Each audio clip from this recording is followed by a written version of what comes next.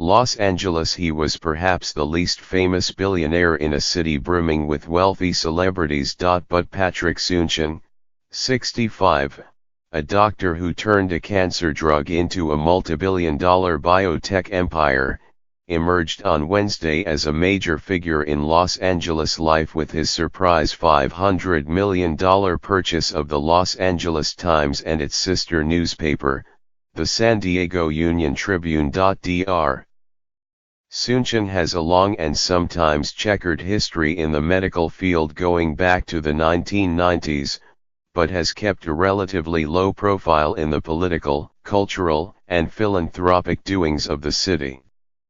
He now faces the challenge of stabilizing a newspaper engulfed by turmoil and diminished in resources. His is an immigrant's tale that captures the story of Los Angeles today, a Chinese doctor who was raised in South Africa before coming to Los Angeles to make his fortune.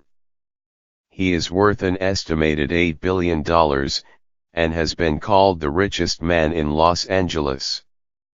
He is a part owner of the Los Angeles Lakers, having bought Magic Johnson's 4.5% stake in the team in 2010 before setting his sights on what friends said he viewed as the ultimate prize of social cachet, the 136-year-old, award-winning newspaper that has long displayed the city's ambitions to the world. Dr.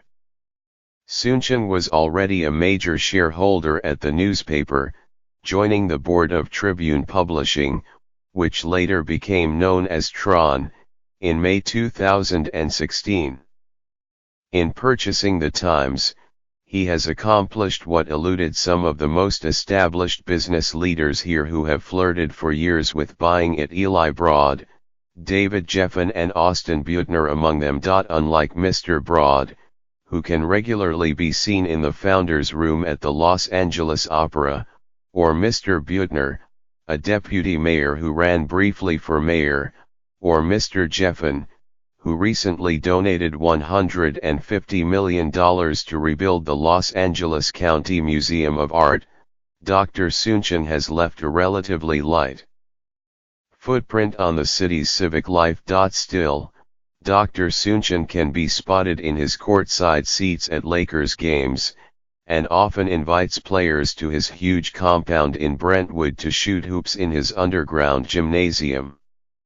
"To this day, basketball is the thing that keeps me sane," he said in an interview in 2016 for an oral history project at the Smithsonian. He has a reputation among business leaders as being polite, charming, and brilliant, particularly when talking about the latest advances in cancer treatment.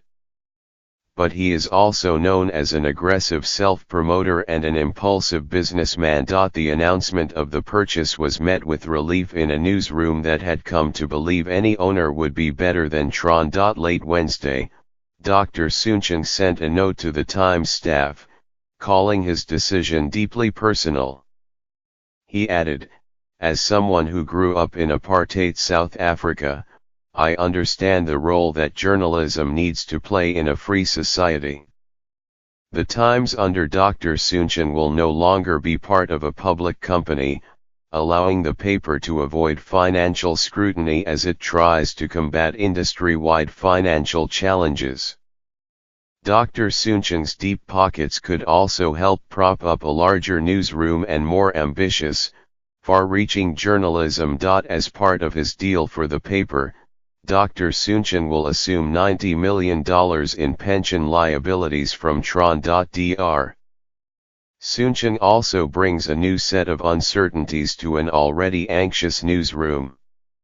It is not clear if he will be a relatively hands-off owner, like Jeff Bezos at the Washington Post, or if he will be more meddlesome, like Sheldon Adelson at the Las Vegas Review-Journal. Friends said that Dr. Soon-Shiong, who did not respond to a request for an interview, took note of what he saw as a vacancy in the halls of Los Angeles Power when Mr. Broad announced at the end of the year that he was retiring, ending a career of high-profile philanthropy and civic involvement that helped Define modern Los Angeles. I believe he cares deeply about Los Angeles and our community, said Mr. Butner, who lives next door to Dr. Sunchin, and understands the role the Los Angeles Times plays as a civic conscience. Dr. Sunchin has been an active philanthropist, giving money to various medical causes and helping to reopen Martin Luther King Jr. Community Hospital, which serves South Los Angeles and had been closed because of poor performance. Mark Ridley Thomas, a member of the powerful County Board of Supervisors who has known Dr. Sunchin for more than a decade, lauded the billionaire for his work with local hospitals. Dr. Sunchin's career in medicine, however, has been shadowed by controversy. Just how much his business travails might affect him and the Los Angeles Times now that he is under a bigger spotlight remains to be seen. The health news website Stat and Politico have reported that many of Dr. Sunchin's gifts go to hospitals or other organizations that then do business with his companies. For instance, his foundations gave $12 million to the University of Utah for a genetic study. The university then paid one of Dr. Sunchin's companies most of that money to do the genetic sequencing needed for the study. Dr. Sunchin has vigorously disputed aspects of those articles. Dr. Sunchin was sued last year by Share over allegations of stock fraud. In the case, the singer claimed she was persuaded to sell shares in the Florida-based pharmaceutical company Altair, as Dr. Sunchin's firm Nancell was acquiring the company, at a price well below what they were worth. The lawsuit, Dr. Sunchin's spokesman told the Los Angeles Times, has no merit. Dr. Sunchin made his fortune in the generic drug business and by developing a cancer drug, Abraxane, that has become a modest success. He has parlayed the billions of dollars he has made into a huge array of companies and non-profit endeavors that he promises will transform healthcare. Beyond that cancer drug, his accomplishments so far seem limited, according to some critics in the medical field who say he can promise more than he delivers. In March 2016, in front of a packed auditorium of 700 scientists in La Jolla, California, Dr. Sunchin spoke of curing cancer using a variety of means, including genetic sequencing and killer immune system cells. The scientists thought, "This guy is off his rocker. It's totally unrealistic and hyperbolic," said Dr. Eric Topol, Executive Vice President for the Scripps Research Institute, which hosted the gathering. Dr. Sunchin's work with Abraxane has left some in the cancer field unimpressed. Dr. Vinay Prasad, a hematologist-oncologist and assistant professor of medicine at Oregon Health and Science University in Portland, said the drug has proved to be little better than other drugs that preceded it. In the field of cancer, there is a huge opportunity for hype to exaggerate and overemphasize what has been done to date, Dr. Prasad said. Dr. Sunchin, who was once a surgeon at the University of California, Los Angeles, first made headlines when he performed the first transplant of insulin-producing pancreatic cells into a patient with type 1 diabetes. Dr. Sunchin proclaimed the treatment a great success, but some diabetes experts said it was too soon to make such bold claims. A few years later, the patient shot himself to death despondent, his widow said, over his poor health. Dr.